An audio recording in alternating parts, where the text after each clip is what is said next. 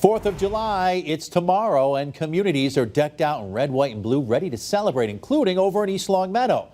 That's where they're just hours away from their annual fireworks show, and Western Mass News reporter Maria Wilson joins us live from East Longmeadow with all those fun details. Maria.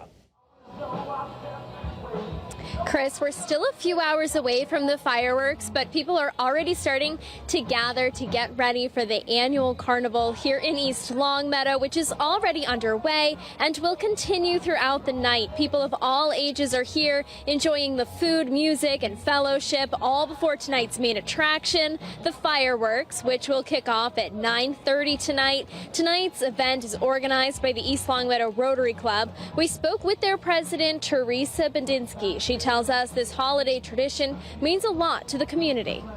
It's a must-have. I think this event is one of the things that the town really admires and celebrates each year. The 4th of July is a huge event in our town.